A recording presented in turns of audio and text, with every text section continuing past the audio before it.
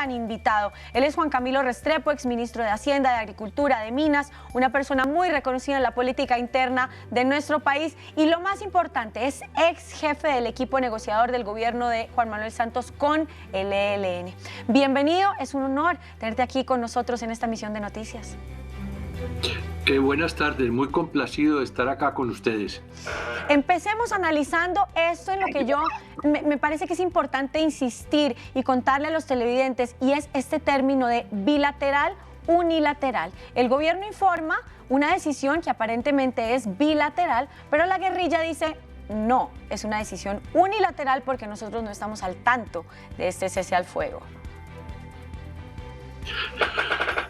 Sí, así se han sucedido las cosas. Para tener el contexto, es bueno recordar que el ELN le da mucha importancia a todos los procedimientos bilaterales en las negociaciones de paz. Es decir, dicho en otras palabras, que todo lo que se anuncie, se acuerde, se comunique, se implemente, debe ser el objeto de una bilateralidad, es decir, de un consenso entre la mesa de los alzados en armas y la mesa del gobierno. El presidente Petro infortunadamente cometió una equivocación el 31 de diciembre al decir que ya estaba acordado un cese bilateral con el ELN por 6 meses, a lo cual inmediatamente han respondido a ellos y hoy lo ratifican, que no se ha llegado a ningún acuerdo con el gobierno sobre esta materia. Esto yo pienso que no es que vaya a echar por la borda o a acabar con las negociaciones de paz, pero sí les va a crear un trastorno que se podrá corregir en la mesa bilateral de negociaciones que debe comenzar en los próximos días en México. Allá, de común acuerdo, tienen que llegar gobierno y ELN a acordar los procedimientos para poner en marcha el cese al fuego. Si hay alguien que conoce la mesa de negociación y cómo funcionan las cosas internas de una negociación de paz, pues tengo al mejor aquí al frente mío. Quiero preguntarte y que le cuentes un poco a los televidentes cómo se desarrolla una negociación y en qué momento se da un pacto, digamos, de cese al fuego, porque esto no pasa al principio. ¿Esta sería una instancia un poco más avanzada o cómo funcionaría? Bueno, estas negociaciones con el ELN que desempolvó el gobierno Petro, porque el gobierno anterior, el gobierno Duque, las tuvo entre paréntesis durante 4 años, están apenas en una primera fase.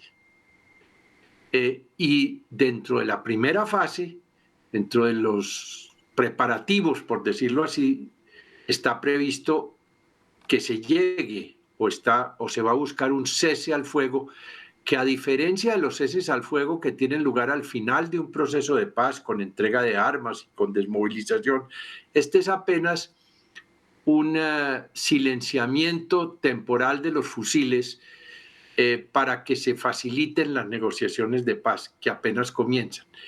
¿Y cómo se va a hacer ese cese al fuego? ¿Cuáles van a ser sus características? ¿Cuáles van a ser sus modalidades? Porque es un cese al fuego complejo, no es fácil. Eso es lo que va a tenerse que reinventar a partir de la mesa de negociaciones de México de común acuerdo con el ELN, porque ya se vio que fue un desliz y una equivocación que se le está cobrando caro el ELN al gobierno al recordarle que todo debe ser bilateral con ellos. ¿Cómo es la guerrilla del ELN y por qué son tan difíciles a la hora de negociar? Es decir, se ha dicho, digamos, que el grupo de las FARC era cedía un poco más a la hora de sentarse a una mesa. Se dice que los helenos son uno de los grupos más complejos para negociar. ¿Por qué se da esto? Bueno, se da por su trayectoria y su formación. Es un grupo que lleva alzado en armas ya casi 60 años. Es un grupo tremendamente ideologizado. Es un grupo que recientemente, porque no fue así en sus comienzos, ha entrado en el negocio del trasiego de narcóticos como instrumento para financiarse, además del secuestro extorsivo, además de la minería ilegal. Y es un grupo que en los últimos años se ha fortalecido mucho.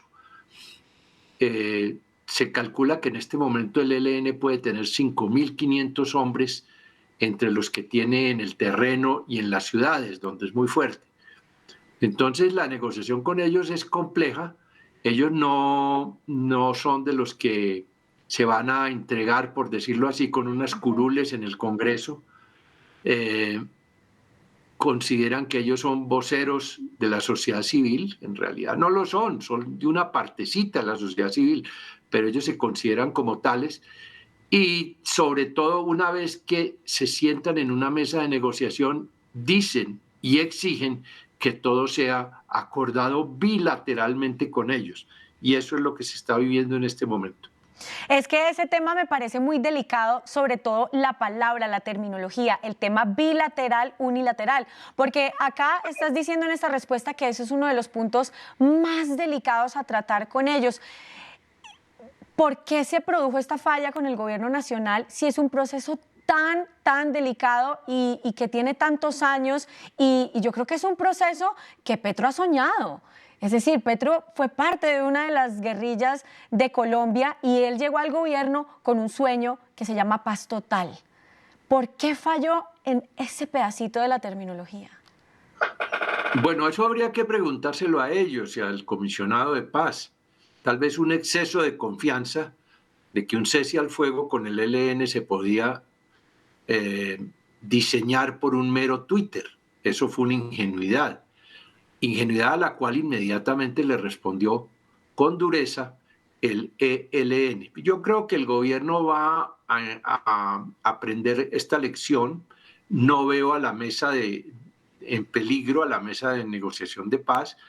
Y como les decía al comienzo, en pocos días deben reunirse en México como continuidad de las reuniones que ya tuvieron en Venezuela.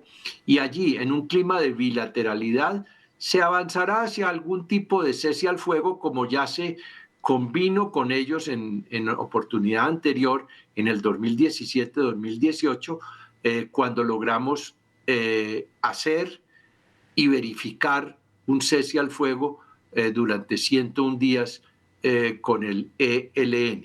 Una última duda que me queda, que siempre he querido saber del tema de los procesos de paz.